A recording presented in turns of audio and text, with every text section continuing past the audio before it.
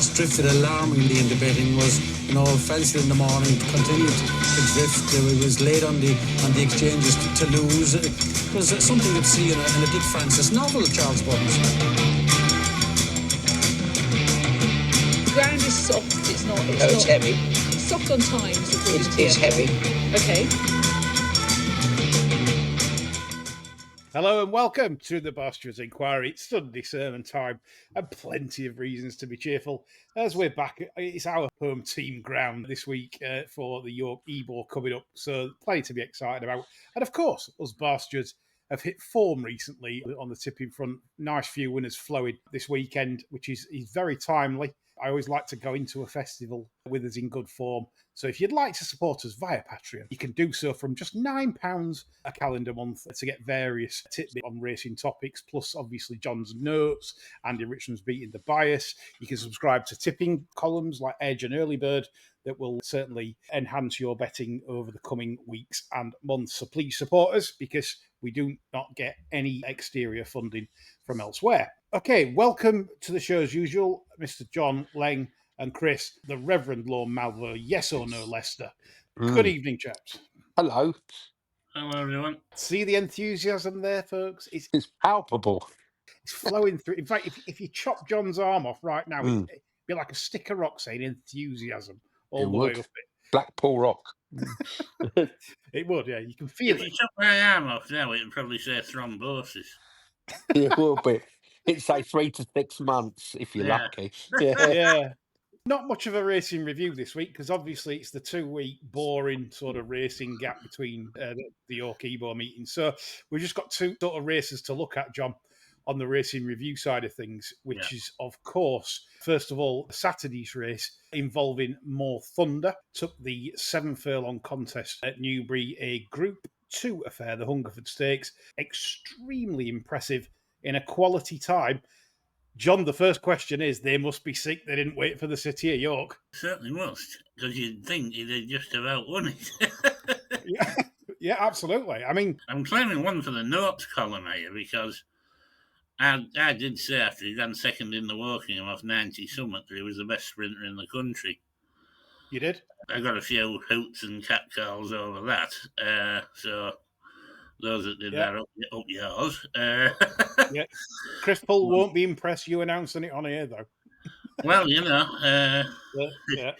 It's there in black and white. After Tom Bones coming out now in the Pull camp. Oh, yeah, absolutely. From the Rock down in southern Spain. Credit to William Agus as well for dropping the half-backing trip because he looked as though he'd plateaued out over 10 furlongs, didn't he? There's no wonder. What was the Baron thinking then? Probably I'm retiring next year. I don't give a fuck. Yeah, there's that. To be honest as well, the strange thing as well, I think, from the Baron, if you look at his pedigree, is Knight of Thunder, which are quite precocious as a sire. And in the family, sort of on the distaff line, it's more 7 furlong milers. Yeah. And the mother was over 6, and Stout's put it over 10. I mean, he must have got horses mixed up. I can only think that. Baffling, really. But absolutely, this horse is a revelation. And as John's been saying all summer, really, regarding the strength in depth of the sprinting division, okay, 7 furlongs is the extended sprinting division. Nevertheless, the weakness is quite apparent, and we've seen that for most of this summer with the likes of very strange results. JM Jungle winning at Goodwood. Can I ask you, if he was yours and you had him in both, would you run him again? Well, he's in both. He's in it. Well, he's in it. Would you run him again? I don't know. The thing is, there's so many valuable races this autumn. You don't have to go to York. You can drop back to 6. Adoc. That's always run at a fierce gallop. It's a stiff 6. That course will suit him down to the ground in Vernon's. Yeah. I don't know if they give him a little break now or whatever and bring him back in October. You have a choice then of going QE2. Could we be thinking even Breeders' Cup Mile? I was just going to mention that, actually. I think it'd be a perfect target for him. You need foot over there. And well, he strikes me as the type that could just travel in 5th or 6th and unleash off the bend and put that to bed. You know, it reminds me of, or it could be for that kind of race, like Rock of Gibraltar type of ride. Yeah. Where you just sit and stalk or just sit, mid-pack and wait, and then whoosh. So plenty of options for him. So I suppose trainer will know the horse. Can this back up after? Yeah. It looks a rick now, but you can't have a go at Agus in a way because it's one of them things, isn't it? Well, if you got to the start of the season and you said the ultimate goal would be win the Hungerford, wasn't it? Yeah. He said, that's going to be that. Would you take winning the Hungerford? I think anybody connected with that horse would have took that. Snap their hand off. Yeah, sure. So More Thunder is probably, as John says, could be the new pound for pound sprinting champ at the moment. Moving on to today, and we had the hairdresser's sort of fashion designer, the Pre-Jacques. Wasn't he the chocolatier, Jacques Lemar? I don't know, was it? He sounds like he made chocolate to me. Yeah.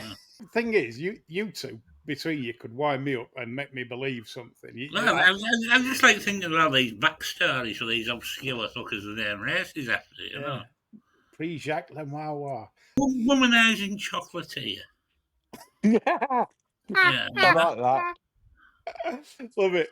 Like the milk tray man, but dressed a lot camper. Less rapey. Yeah. More likely to get raped. Yeah, a bit rapey and stabby. Anyway. They probably had fish knives back then, though, wouldn't they, to do the stabbing? Yeah. They had them little pistols, didn't they? Them tiny little pistols. Dueling, garter guns, weren't they? Ladies used to stick it down the garter in case a man was advancing too much. I suppose you had to back then. So we come to this race, and of course, the Lion in Winter, I'm afraid, now looks the Lion in Corpseville, sent into Bruce Scott's crypt, John, after that. Pretty sad sight, wasn't he, really? He was hanging all the way, wasn't he? I think running soon after they got rid of the ringworms probably done for him. Yeah. That was pretty fucking abject. I don't think we'll see him again, will we? Don't think so. Unless he's on a menu. That setback he had last year to Aiken, where obviously we were fed little bits of info, can't name sources, but it left him a bit crippled. And they actually wondered if they would get him back this year, and I think the answers are absolutely no. But I mean, the third at Deauville over 7 on soft ground, it might be important that he has plenty of give underfoot if he's feeling something, John. Yeah, I think he's going to want the track a bit like a soft play area, judging by the way.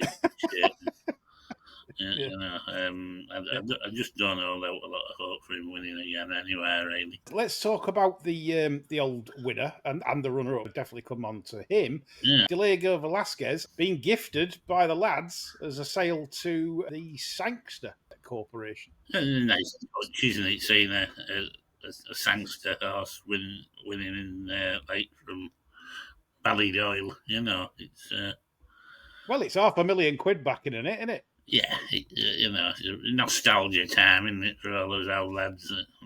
So, yeah, because obviously Vincent O'Brien used to train lots for Sangster, didn't he? So, good old Sam Sangster might become like one of them, like Westerberg and all. When they had owners to the Derek Smith, Tabor, they invite you in, they invite you in.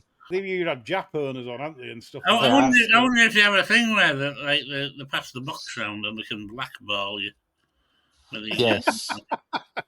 I think if we were passed round, it would look like the bottom of a rabbit's cage, wouldn't it, with that many black balls? Someone went through my head then, like 4 or 5 of them in a WhatsApp group, talking away and talking bollocks group. Not going to happen, though, is it? But it'd be fun. I don't know. They might do. Great group to infiltrate, wouldn't it? Oh, yeah, not many. Old man John sending a pic Pamela Anderson in Baywatch for the porn video and posting that. Yeah, John Magnier post that. Yeah, Tabor says, John, you dirty cunt.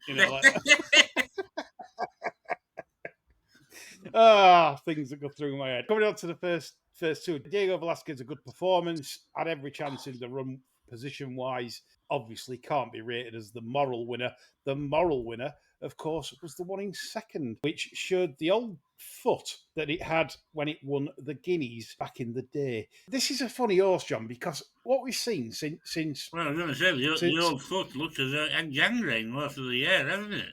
This is one of the weirdest horses in training. And to say that it's 5 from 12, it sounds like a strange thing to say, but when you consider it beat Rosalien very impressively at Newmarket, which is strong form, at that it's good form, it's good strong form.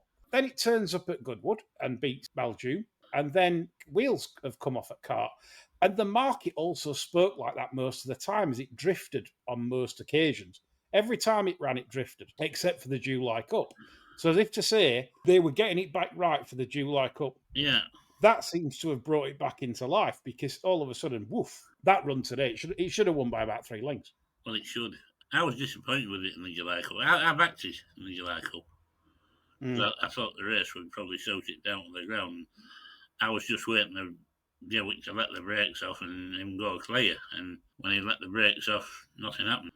And I thought, well, that's that fuck then, you know. Because apparently he'd been giving all her 8 signs at home and everything. So I was pretty much in the camp that forget that. He's run a hell of a race there today and finished off like the Guineas winner that he was. The problem is for me, though, before anyone thinks, oh, well, I'll start looking to bet this horse in future engagements, his history tells you that he might not back this up. It's more than apparent. He had every chance at Ascot in June behind Docklands. To be fair, I just wonder if sometimes rattling quick in his thing, because he tends to pull harder, like on really quick ground. That's what my observation is. When ground's riding really fast, I think he pulls a bit. It does a bit too much, and I reckon that's why they did drop an in trip to July. On that ground today, which would have been probably nice ground, not too quick, probably been good, like we probably no jar in it. I think that's what we need. I tend to think when the 4-year-old and running in rope races, and I've been running rope races since the start of the 3-year-old career, if they're pulling and racing and carrying on, I think you can afford to lose when they win. Yeah. Okay, that's the racing review done. Hopefully we'll have more sort of next weekend regarding the Ebor meet and any antics that we get up to. Let's hope there's no people falling over tables and spilling wine all over everyone and smashing looking like the piss themselves. Yeah. Evening, Tony. Yeah, disgraceful behaviour from the KC, no less. Yeah. A KC behaving like that, it's awful. KC in the Sunshine Band, eh? Sunshine Band were playing that day for sure. Before we come on to other subjects, there's not many actual racing questions this week. Well, there is actually. I'll probably tell a lie. There probably is 1 or 2. Still talking racing. Rat Podcast has been on. He says, first 3 horses home in the Great St Wilfrid were all ridden by claimers. Carrying on from last week's diatribe on the state of current professional jockeys, are today's apprentices almost the equal of their professional counterparts, or are they just shy talks in waiting? Shy talks in waiting, probably. I mean, if you remove the allowance from them first 3 yesterday, they probably wouldn't have been the first 3. It's a good point, this, from Pete, because it kind of shows that, do you remember like back in day, John, like apprentices, the good ones really did, I suppose you still get that to a degree now. But Billy lost names standing out, didn't he? Yeah. In general, once they lose the claim, they just end up becoming Andrew Mullen. Robert Tarts, remember him? Oh, they disappear, don't yeah, they? he was the next big thing, wasn't Robert he? Tarts. Oh, yeah. Then nothing. Yeah. I mean, you'll remember, Chris, Paddy Young, that won the Crown Plus 2 Apprentice Championship. I think it was twice, wasn't it? Ricky Morse, 50-year-old apprentice. He was good. Yeah. I mean, Jimmy Blaisdell came from the apprentice ranks. He was going to be marvellous. Yep. A lot of, supposedly going to be top jockeys came through and just disappeared when they lost the claim, really. Yeah, Gary Bardwell, another one. Yeah. Do you remember Johnny Seagrave, John?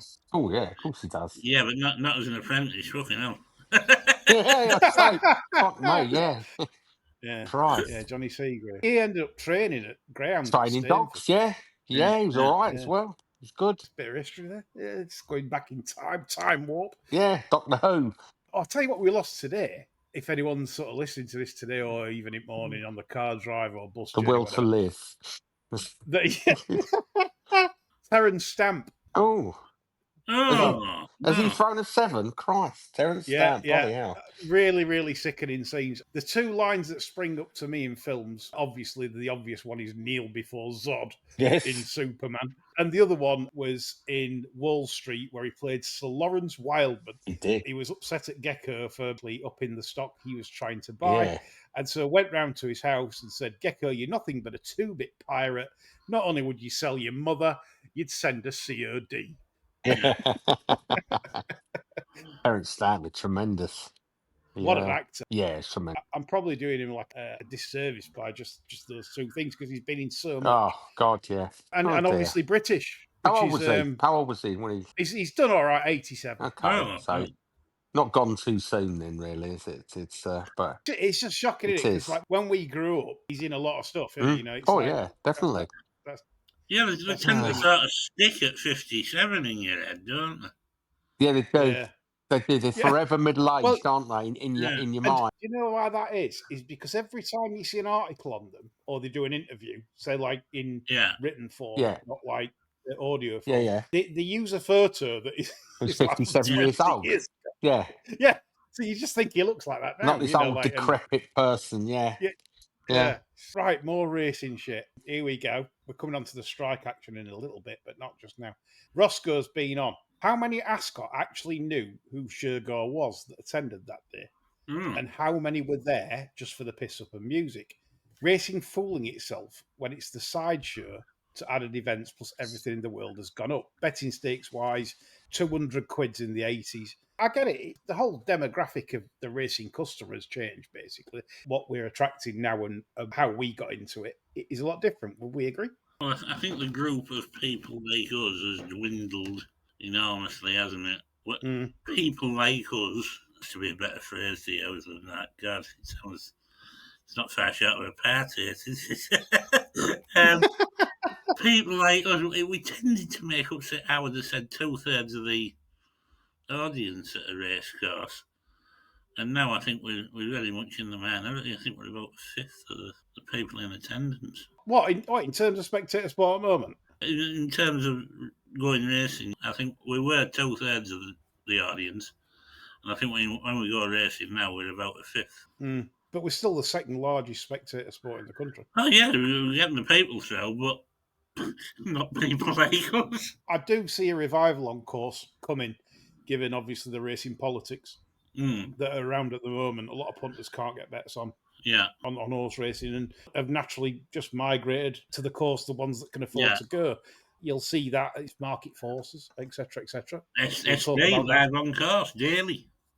Yeah, I got a big pile on other week when I said about that his content didn't do much for me, but that's just me, innit? It's like I didn't mean it as in like, oh, it's rubbish, like for people to watch. Well, he's not going to interest you, is he? No, I mean, he's not a lot for me, but you can see he's huge.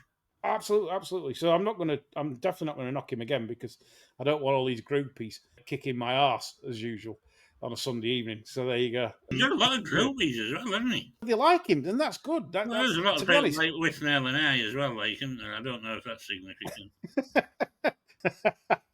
I do have time for the fella because it is content that generates, and it's not blogger content, proper dumbed down crap. No, you know what I mean. He's out there grafting, isn't he? Yeah.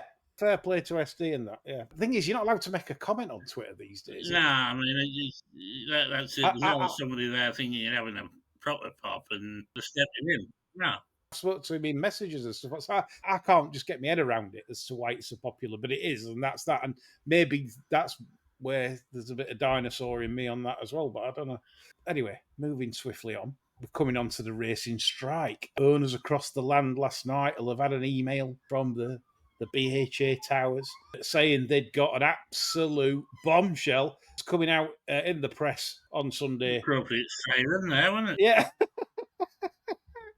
That's the BHA on a stretcher. Yeah. After announcing the racing strike, which of course takes place on Wednesday, September the 10th, except it's not really a strike because the meetings have just been moved elsewhere to other days. It's just that there'll be no racing that day, and the plan will be to have some kind of parliamentary demonstration, getting the mainstream media in terms of. I wonder how they're going to demonstrate. Do you think they'll Gosden there in a Batman suit, climbing up Big Ben or something? To be fair, and I'll come on to Luck on Sunday this morning with Derek Webb in a bit, but Luck did make me laugh because he said, I want to see Gosden's there with placards. Yeah. Like devout conservatives behaving like trade unionists, John. Stood huddled round a bin in donkey jackets. Yeah. Setting fire to the contents of the bin to know the sausages. Bin on fire, and Frank Stallone's brother singing "Take It Back" from Rocky films. You know, take it back, do do do do, take it back. You know, remember that? Yeah. He got a free gig there. You see, that's my brother, so he got in that film, didn't he? Yeah. Anyway, some of your points on the racing strike, because it's important to get your points across before I asked John and Chris's opinion, what their opinion of it is. So, Michael Cannon's been on course bookmaker Michael Cannon. Give his Twitter channel a follow. He posts his opinion, decent videos. Again, it's good content. You know, he's a knowledgeable fella. On course bookmaker will take people on if he don't like the horse, and I think that's what we need more of. We need more and more of them in the game. Like that was old school bookmaking. And he said, going on strike will achieve 100% of fuck all. BHA need to rocket up its arse, cancel about 2 meetings a day minimum. Less is more. Good points, but obviously not possible at this moment in time, given obviously that fixture lists have to be out, prepared, organised. Can't happen. Certainly in the future, who knows? We might get some power back in terms of fixture lists, and that's what racing needs. Less is more. You are correct, Michael, in everything you say, but not a lot we can do right now. Katie and Dub, when the strike passes without anyone giving a shit, what kind of setup would give small to medium staking punters the fairest go? Well, obviously, with an independent betting exchange or an independent. The thing is, if you're betting on horses, these MBLs, minimum bet liabilities, Australia style, no one should be asking to win fortunes or want massive bets on, but certainly they should be asking for a reasonable bet. For example, a £50 win bet, as long as you're not multi-accounting, and as long as it's fair and honest money that's in that account, which should have been checked on opening, then that's it. I agree with bookmakers on this. Multi-accounting spoilt it. People having 50 Bet365 accounts, and that has spoilt the game for everyone because obviously they're just taking the piss. Yeah. They want £2.5 on one instead of 50 quid on one. That's hurt the small to medium kind of punter. So everyone should be able to have £50 on a horse, everyone in the country, and just say, I've had 50 quid on this. It's a fair bet. If someone said to you, Chris, because obviously I know like how you stake and stuff, so I really like this a lot. You probably have a 50 on. It is a fair bet. Yeah, it is a fair bet for most people. Really Yeah, like this, being told this information. yeah, I You love do. them. Bowie's man said this is his best 2-year-old. Help yourself. Which absolutely pissed up, by the way, on Friday. It did, yes. I'm still waiting for the message. What happened to that? Maybe it was his phone. We didn't hear that, did we? Or did we hear it? And you kept it to yourself. No, I didn't. I apologise for this. I'm shit on Twitter messaging, right? So Jack messaged me, and I thought that was in the group. You know, like when you get a message, and you just think, oh, that's in the group. Yes, but it wasn't. No. It was a private side deal. We know, John, don't we? John and me were cut out. We heard fuck all, didn't we, John? Nothing. On the outside looking in again. Yeah, our faces pressed up against the glass at the big house. And I'll swear that is the only reason why you didn't get it, because of that reason. I just genuinely, and I looked after and thought, you know, that were a private that were a private convo and not a public one. Yeah, always the way, John, isn't it? Them and us, boy. Them and us. Yeah. Yes. So sorry about that. Yeah, fuck it. He's not denying it either. Them and us. Fucking hell. It has to be law and order. There has to be law and order, and there is a hierarchy for a very good reason. So there we are. Yes, keep the natives in quite check. Right. People didn't know the place. We've been on strike for the last 50 years, me and John. Yeah. I don't want John to get his Citizen Smith head on, or like that one in Carry On at Your Convenience. All out. Yeah, all out. You know? The rag trade. Do you remember that one? The rag trade. What was that? Tim Peter. I forget the guy's name now. The actor. Yeah, everybody. Yeah. That's it. Yeah, and I think the woman who played Olive. She's one of the machinists, wasn't she? There. Oh, Olive. Oh. Anna Karen. Not an unattractive woman. Without the glasses and all that. Yeah. Yeah, without Firestone. Well, no. Yeah, well, come on now. But she had a very sad death. She actually burnt to death smoking a fag in bed, and it caught fire. That's how she died. Now that is genuinely how she died. Yeah, Anna Karen, house fire. Smoked a fag in bed, fell asleep. Boom, up she went. Oh God, unbelievable! Again, the fountain of knowledge here. Telling me stuff I never knew. Councillor, he said if I were on the buses, I'd end up with Olive. I don't know which Stan's mum. Dan's mum. You used to change the baby on the dining room table, didn't they? We're having dinner. Sorry, He needs changing. Yeah, Oh, yeah. bless him. Yeah. Yeah. No, for sure. Grumpy Punter's been on. Should hoods be applied to the jockeys as well as the horse to remind them to remove it before the stall's open? Well, most of them ride like they're wearing fucking hoods, I think. It's incompetence, or could it be something more sinister? Remember Danny Brock springs to mind. Seems to happen on a daily basis. Well, I'll tell you what, this is why, again, if I was at the BHA Towers, I would request that so there's like maybe 2 or 1 to go in the stalls, that all hoods be removed before the last runner is loaded at the very least. You know, like, there's a solution to this, and I'm very tempted to go on Dragon's Den. Yeah, go on. He has a hood that pulls off from the front, and the front has a handle on, and then an attachment which you hook onto the starting gate that opens.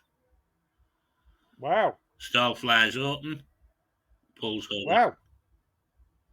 Wow. Well, our design would probably end up in several jockeys being garroted in the first iteration of the model. Several deaths, but we've got it right. No, it says nowhere about wrapping it around the jockey's neck.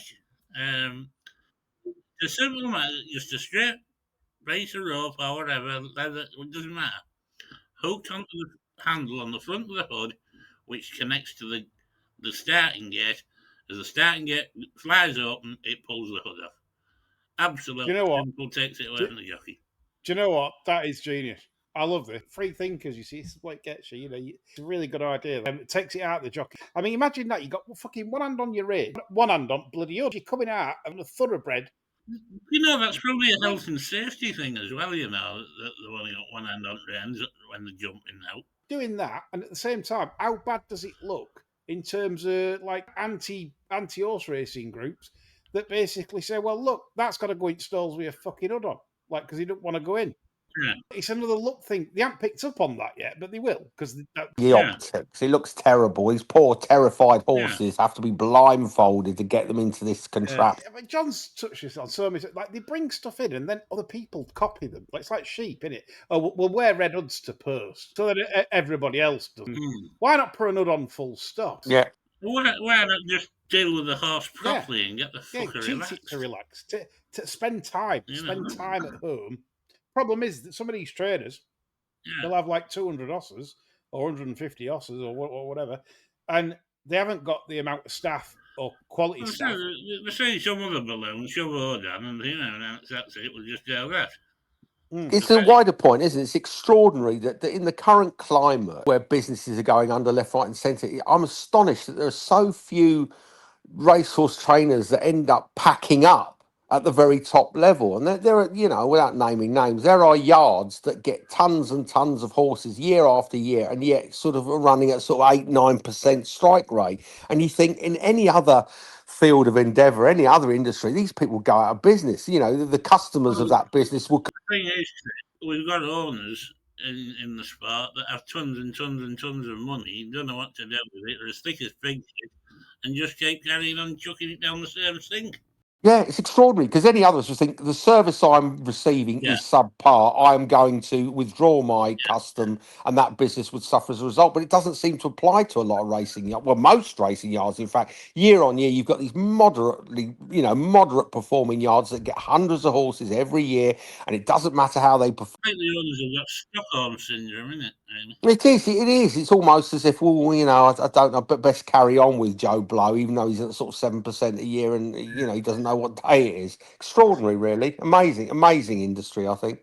Yeah, coming back to Racing Strike, just to finish off, Bob's been on, he said, Racing Strike, I expect little or no impact to most. The bookies won't feel an impact. The machine punters and just more Bangalore bets, Portman Park and Steeple Downs.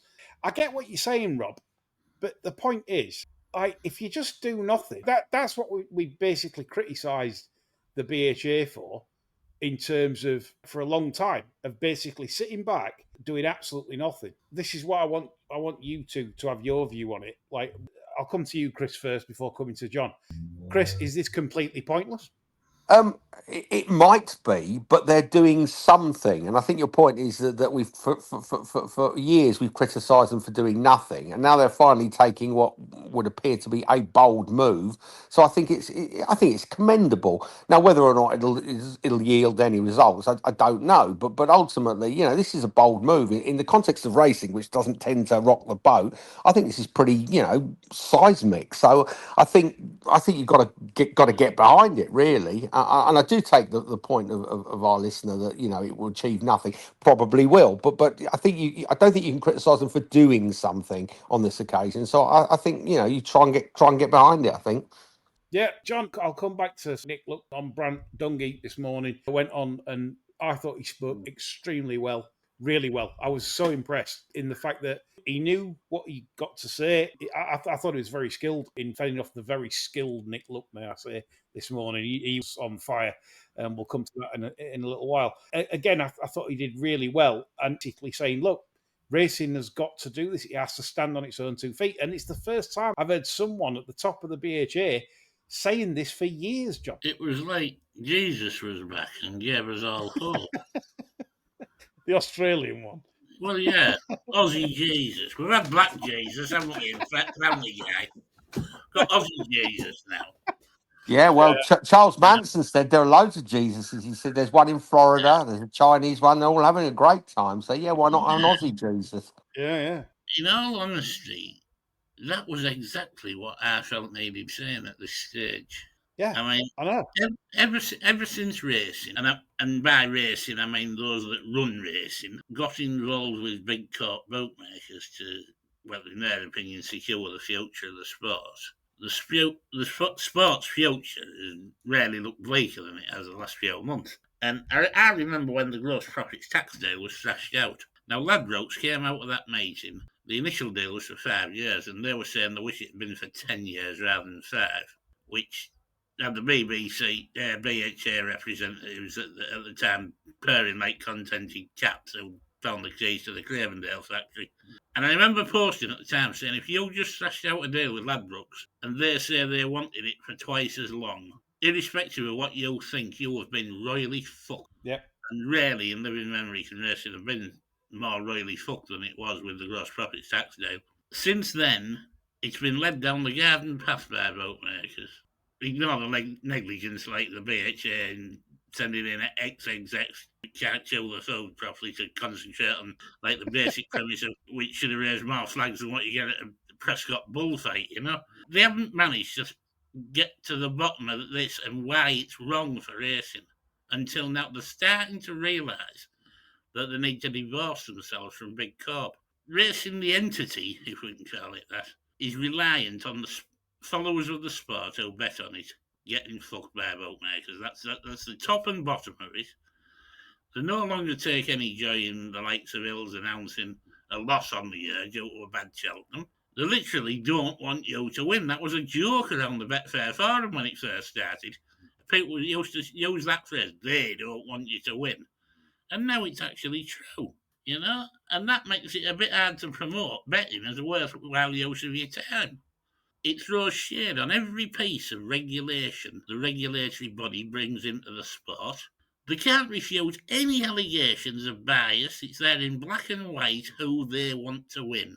And it's not us. It's absolutely abhorrent. Not one other sport on the face of the earth that relies on followers losing money gambling on it in order to function. But that's racing in the UK, folks, in all its fucking glory. Now, with the passing of time, racing's become more and more enthralled to the bookmakers and obsessed with moving forward together. When the affordability checks came in and the bookmakers tweaked the margins, Derek Webb referred to it this morning, that the net win hadn't altered when the turnover dropped. No, it increased. Yeah, because they were fucking us a bit more. Like they could do with the margin, and that's acceptable. No, it's not. And while racing employ bigger and bigger idiots to go along to meetings and nod away, while the bookmakers drive the bus perilly close to the cliff edge, racing's just skipping alongside the bookies. Bloated fixture list that the bookies expressed, Yeah, they wanted it. Yeah, anybody looking at the horse population would find it a laughing stock. The fixtures and initiatives that were nothing but betting shop fodder including, I mean, you go back to like banded racing on a Saturday morning. Nothing more than the vehicle for cheats to prosper, but they didn't care because, again, we are getting royally fucked. Now, Lord Allen and massive change is the only hope coming in here. And that first shot from Brad Dunshee today is the first thing that's given me hope in about 10 years in this sport. That somebody might be actually going to get their arms around this problem and look at the funding model, see what's wrong with it. It's going to cause carnage. I mean, it should cause 2 years' worth of carnage to get this sport right. Yeah. It would be worth. We've got to go backwards, haven't we? We have to go backwards before we can go forwards. You're gonna lose 15 tracks minimum. Yeah. But that has to happen. The sport has to rationalise if it's going to move forward and stand on its own 2 feet. If it's going to compete on the world stage, which is what Brant Dunshee wants this, he wants this to compete on the world stage. We don't want our best 3-year-olds sold abroad, thank you. We want them to stay here. And to do that, we need increased prize money. We cannot have a situation going forward. We're getting the same for a novice race now, what we were 25 years ago. Exactly.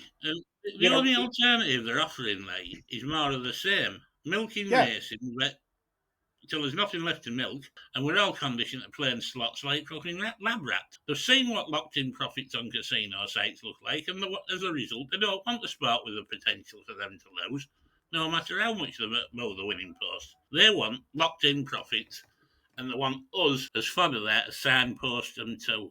Absolutely brilliant job. I'm glad you feel like that, because I spoke to you prior to this show on today's happenings, so it's nice to hear it firsthand from yourself. You do have this view. I didn't know how you felt about this morning's proceedings, so that's good for me. Right, so coming on to this morning, and I have to give ultimate credit to a certain Nick Luck, who is obviously industry leading, but he's becoming a really outstanding broadcaster. People will say he always has been, but no, I think I'm seeing some developments in him. He's become like the Paxman of racing, really. He's very challenging. If you want to get your point across, he can make you look daft if you're not on point. And I think that's a skill, and I admire him for that, because it's not an easy thing to do, to front someone up. And could see he'd done his work, a lot of work, actually. He had Derek in some pretty difficult situations this morning, but as I've said, we back their project on Racing Tax, because the point is, and my overall point is on this matter is, if we don't back racing and Racing Tax, in other words, to be converted to levy for more funding for the sport,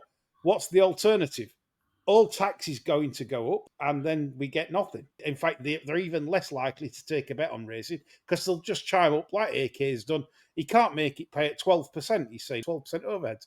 So how is he going to make it pay with increased tax on racing anyway? My point is, we may as well have some slice of the pie back, or more of it. Maybe that's naive, I don't know. But anyway, just to come on to something regarding Derek this morning. John, how did you think it went, like, in terms of the interview? Were you left sort of pleased? How did you feel about it? I thought it went terribly for Derek Webb.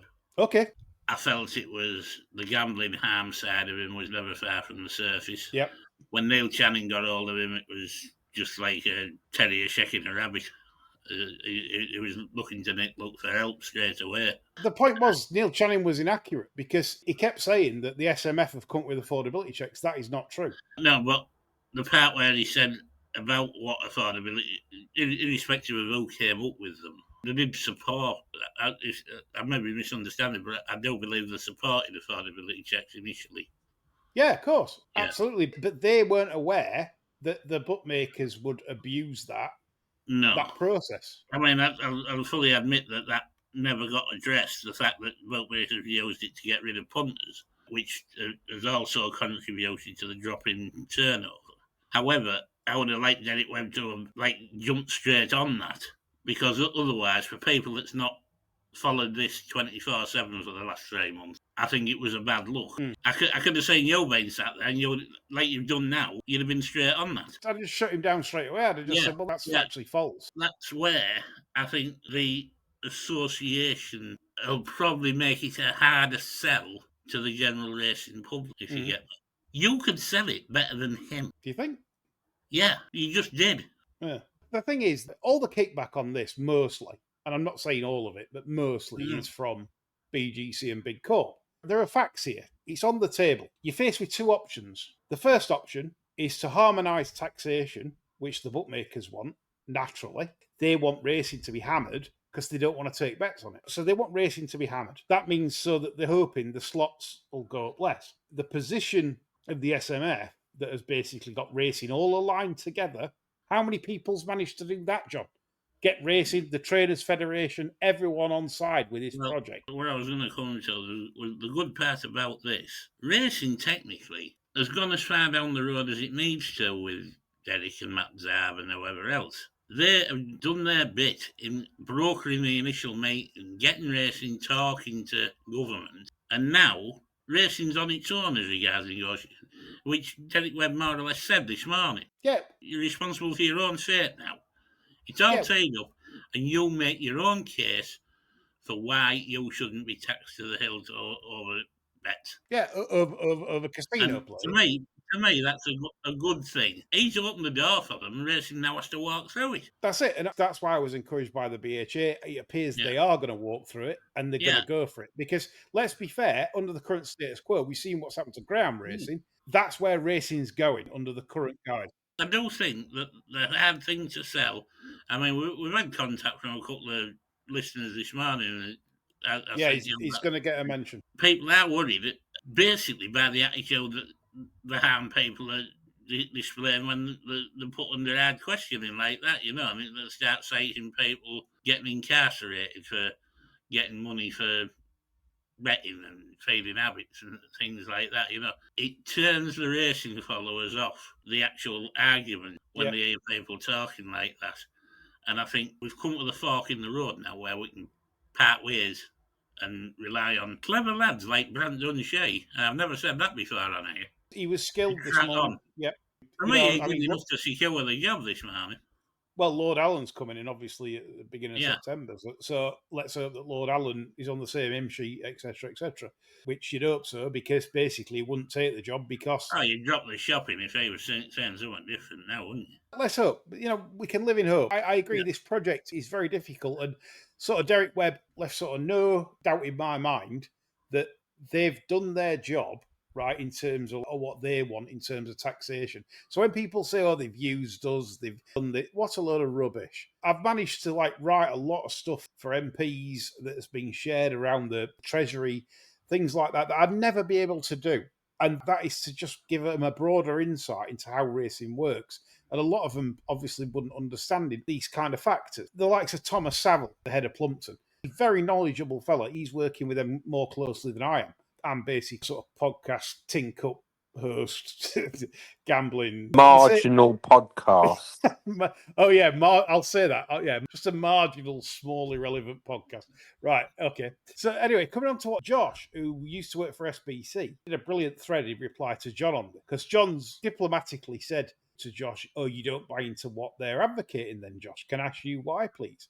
So Josh's initial post said, hi, John Joe. No, I don't. The reasons why are probably too long for Twitter, but he went on to do about 47 paragraphs. Not that I'm against you, Josh, for that, because you got all your points across very well. He says, but if the most recent SMF report is the centrepiece of the proposed reforms, then I'd struggle to get behind anything it came out with. It was completely divorced from reality, starting with conclusions and working backwards. He thinks that Derek Webb, James Noyes, Zarb Cousin, and he thinks the bar stewards have got this well wrong. So I thought, Josh, if you want to go to that thread, on a reply to John, so you'll easily see it because John's asked the question, just click on his Twitter and you'll be able to see the thread. This is why I'm giving him plenty of airtime because he deserves it. Josh, just to answer some of your points from my perspective, and by the way, I agree with plenty of what you say. It's not like I'm coming from a talking rubbish angle, like dismissive angle, which a lot of people say to me. You know, they're very dismissive, very abusive in terms of conversations, which I don't converse with anyone online. It's pointless. You can't have a proper conversation. You wanted to have a conversation, so this is why you're getting airtime. Point one, the black market isn't a BGC scare story. If you tax something or add too much friction, people will either stop using it or find alternatives. Josh's point. So I'm countering that with the increase in tax was coming, whether we liked it or not. If it wasn't for James Noyes, racing wouldn't have come together as a collective to try and find a solution. The black market exploded due to people being unable to get a bet on, which our poll says so. Out of a 500 is a relatively decent, healthy poll, yeah? 86% said they wouldn't leave the regulated market if they couldn't get a bet on, right? So that's fair enough. So evidence is key. Myself and other bar stewards have used the black market due to this reason, as WhatsApp books, just to be able to get a bet on. Don't mean you got to get paid. That's what we're doing just to get a bet on. Black market rise due to state restrictions initially, but has grown in the last few years due to affordability and AML restrictions that operators are using to cull unprofitable accounts, which we covered earlier in the show. Operators are still allowing vulnerable people to lose substantial amounts on casino products. We know this. The evidence is out there. Josh went on to say the record of these people involved is terrible in terms of like what they've done in the past, and obviously cost racing with affordability checks, in supporting it, things like that. I've talked about noise. He wasn't the one that came up with it. They persuaded him under their industry experience that this was the way forward. That's the truth. That's the actual truth. And so ask me this, John. So when people are saying, oh, you're all varmints, you lot, wanting prohibition and affordable, why would I want that? I'm a professional player. I do it full time. Why the fucking hell do I want affordability checks? You silly twats. And I'm not on the take. I don't get anything. BGC are still welcoming affordability checks. They've even quoted it in the last year. They welcome affordability checks. There's no pushback on implementing them. Do you know why, John? Because they want fucking bank statements. They want data. Somebody who I know recently has got a Unibet account. He's finally tried to withdraw his money because they've restricted him. And it's been a month and he can't get his money. He's having to send in statement after statement after statement. They've even asked him, we need another bank account in your name. How many people have two bank accounts? Most people only have one. It's just fucking unbelievable. Like, it's the practices they're using. This is the thing that the Gambling Commission really ought to be regulating. Yeah. So Josh went on to say, I do appreciate your opinion, Josh. You're a good guy. I've met you at Smart Bash last year. You are a very good guy. They will be back 2 or 3 years later with new allies and new demands. Avi Bhattacharya's previous comments on racing have been well publicised. Again, this comes back to Matt Zarb cousin wants to ban ground racing. I find that apparent. I don't agree with it. I've owned grounds. I've loved the ground game. It brought me a grounding. It brought me a good life. Chris has talked fondly of Wimbledon dogs on this podcast, right? Just because you don't agree with someone on a certain issue doesn't mean this is where people don't understand politics and how it works. I'm not saying next to him. Why? Because, well, he sided with someone that wants to ban grounds. What idiots. Most of them, I don't want to. It's like, John, me and you politically, I don't have a political opinion, really. I'm just a freedom addict. I don't want facial recognition and shit like that. But you're a socialist, right? I'm not a socialist. We're busy mates. We talk on the phone quite a bit, especially recently. Much for your pain. This podcast was set up for us to interact and basically keep sane. You know, we've had some troubles. All three of us have had troubles mentally over the last whatever few years. And it's been nice to converge and make us all feel better. And we've all got different views of life and how it should be done. But it doesn't mean to say I fucking want sitting down and chew fat and have a pint with you just because you've got a view on something that I think, well, I can't have that. You know, because of the past, you can't just dismiss them. Right, they've managed to unite and get a point across to Parliament, and they've managed to get racing to unite unbelievably. John, you've even just said about you've not seen this in like for years. Racing is now on point with trying to achieve something for the greater good of racing. And if this fucking gets off the tit of these absolute parasites that took £11 billion last year alone out of the UK consumer pockets, can you believe it? Punters are fucking defending them. Fucking stupid. What's happened to the old enemy? What's happened to the, like, it's punter versus bookmaker? You don't side with them and their argument. Oh, well, we want to run our online casino and pay less tax. Like, but we want racing to pay more tax. Fuck off. I'm sorry, but I don't care about tennis betting. I don't care about sports betting. What it is, it's like, let somebody fight that. Have enough on trying to study phone books 7 days a week and fight this argument. People are saying, oh, well, I think we're at a point now, Lee, where we don't need to go any further with it because it's in good hands, and you know we've outlived our usefulness now on this. That's so. Yeah, unless there's a new project or like there's something else, I would love to work on a project for MBL, minimum bet liability. I genuinely believe that racing punters need an MBL, for the game to come back. If you don't want to take bets on racing, well, fuck off. Let somebody else that does want to take bets on racing come on. There's always somebody else. There's always somebody else coming on board. They always moan, "Oh no, I'm not taking bets on racing." Oh, You fuck see, off I then. don't know why racing doesn't go out and seek some venture capital, given the fact that most of the richest people on the planet love racing and have horses. Well, yeah, precisely that. There's so many avenues to explore it. There's people out there that can fund all sorts of shit to get this going. You just So- need to be a bit proactive. Chris, just to bring you in here, if you're around still and you're not eating a fucking like Viennetta or a... No, I've just had a Magnum. Right. You twat. I thought he'd gone quiet. But I'd like, because obviously me and John's had our take on it. What's your take on that? I couldn't agree more. I mean, I've got nothing to add. I think you're absolutely right. I mean, I think it's bizarre that people are siding with their natural enemy, and it is like kind of Stockholm syndrome, isn't it? Really, I mean, I can't fathom why anybody would adopt the bookmaker's position, because the bookmaker does not have your best interests at heart, right? The bookmaker. The bookmaker's business relies on you losing, right, and doing what's right for the bookmaker. And so the idea is that eventually we've got a plan and a project and a task force that potentially has a solution to racing's problems. And you'd think that punters would want to get behind it, but for some strange reason, the default position seems to be to sort of side with bookmakers, and I find that absolutely unfathomable.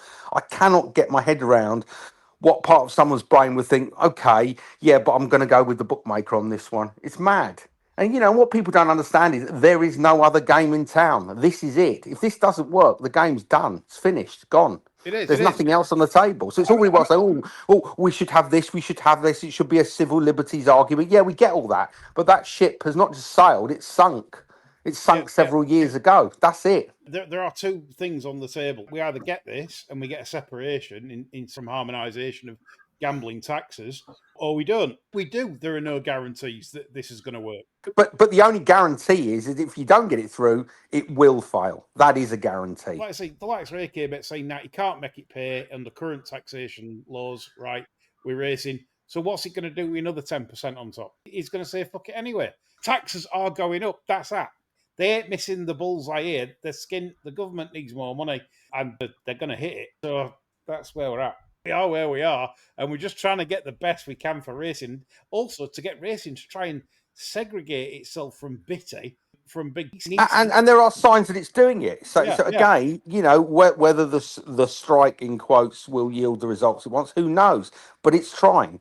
I think there's a light bulb was switched on in the minds of those at the BHA at long last that it must try and separate itself from the clutches of big corp. So I think you've got to support that, because if you don't support it, well, then you're just reverting to the status quo again, aren't you? And and that means racing's done. I also think that strike day is a sort of trial run. Get the data on how many people's bothered to log in that day, in terms of whether they've bothered to log in to go on the machine. Obviously, you're going to get race punters that go on the slots or a game of poker or a trial run, isn't it? And that will teach them a lot and think, okay, that went really well. Let's try something else. It's a small step, but an important. You don't get as many logging in as there is on Christmas Day, really, wouldn't you? Yeah, that. It'd be a few of them now after a few bevies in the afternoon. Right, we've got to move on because we've overran quite a lot. So coming on to York next week, and we've asked for a lot of people's opinions in terms of fancy next week. Rory thinks that Karmas will give Lamborn a race. He goes, Jer did want to run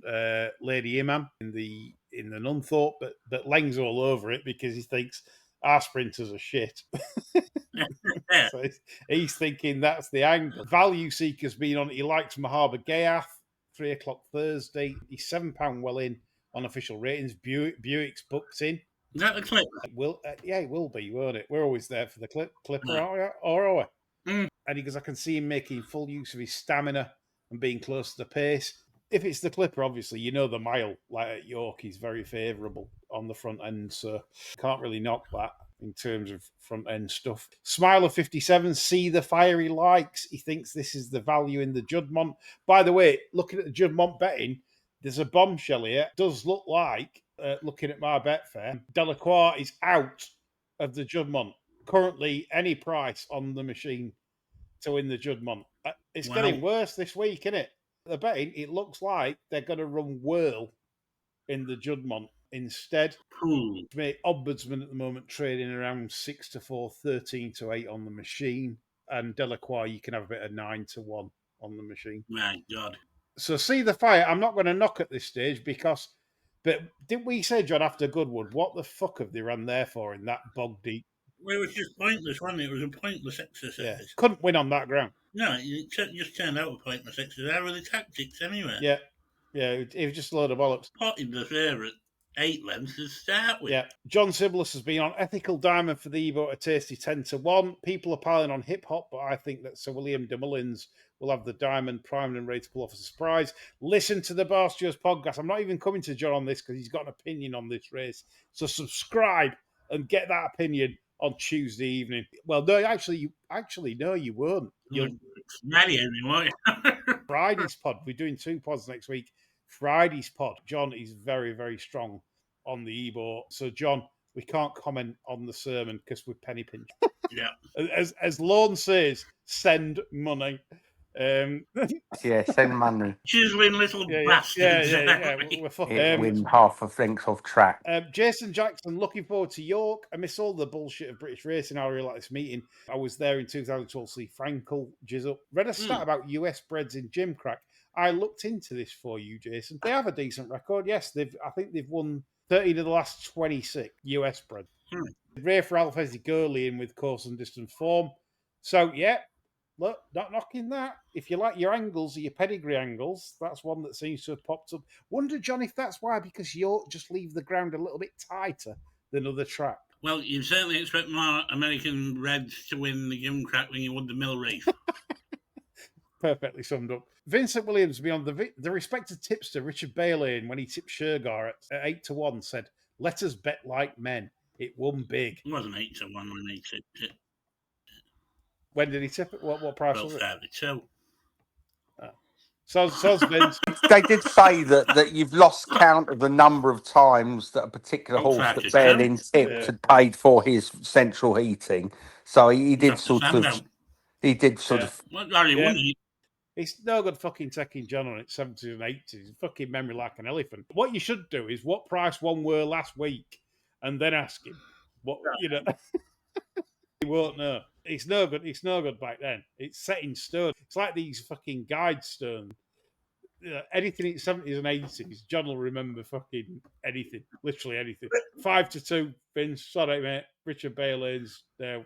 Terrible. Seaside special on a Saturday night. That should be good. Yeah. Rap's been on Football He's Back, and therefore so is a VAR controversy. What one post-race decision by stewards could you simply not believe, even though they looked at it several times from every angle? John?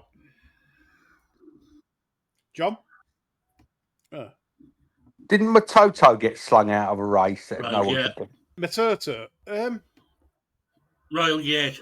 I was going to say the biggest one surely is Royal Gate, because that's the one that won the Ascot Gold Cup by 7 lengths and got kicked out. Were it Gold Cup or were it Sagara? Gold Cup, weren't it? Ridiculous decision. John, you're on delay. Gold Cup. Yeah. Anyway. I know. John's on time delay. He's in fucking Australia or something, isn't he? Yeah, you know what this is, don't you? It's fucking Elon Musk. And John's gone all like proper rich man here. And he's got Starlink installed, but satellites aren't performing. Wait for it. Hello, everyone. This is it's great broadcasting at the moment. All fucking people, he's a bird are logging on. Fucking yes, they're watching porn and all sorts now. All sorts of filth. Yes. Yeah. Farley has been on the Bar Stewards, mainly John. So I think he wants John here to answer this one. He says, "I'll give him full control of writing a soap storyline for the next few months. What would it be, and how would it conclude?" We'll go with Coronation Street.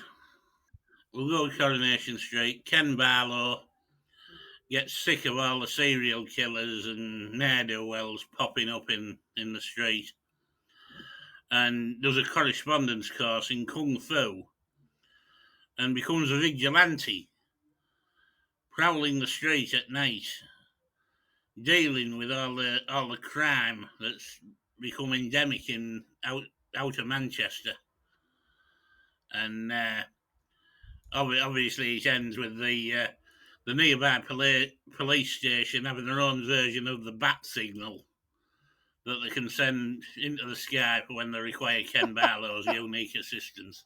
I think that's quite good. I think they should also bring back Ernest Bishop, who didn't die, right, in that being shot in that factory. He was there working undercover as a master criminal. So I think bring back Ernest Bishop. Do you remember him, John?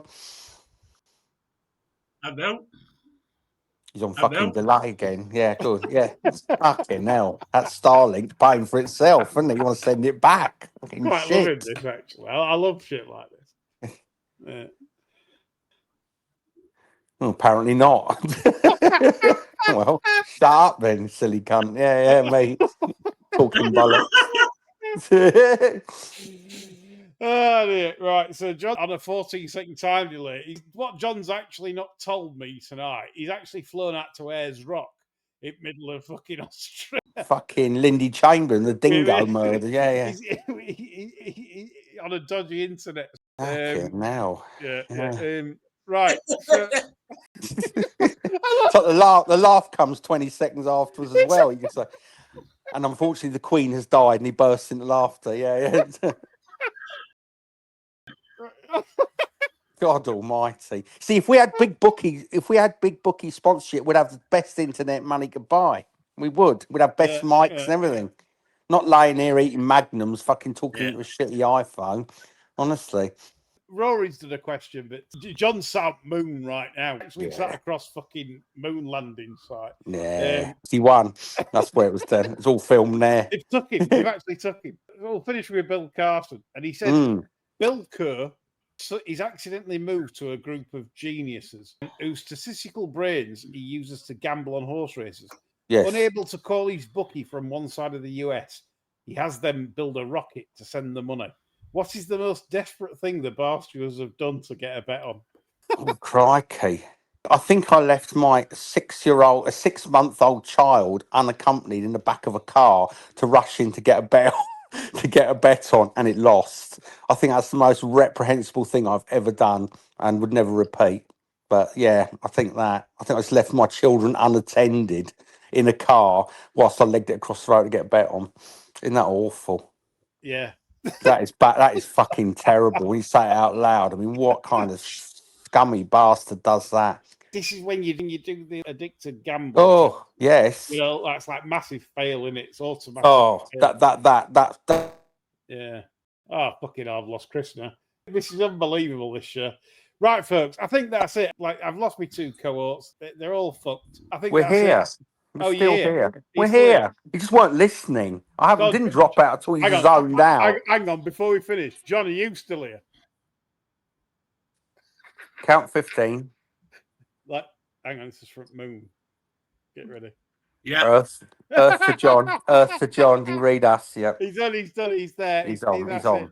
After that, load of shit to finish with. That's all from us. Bye for now.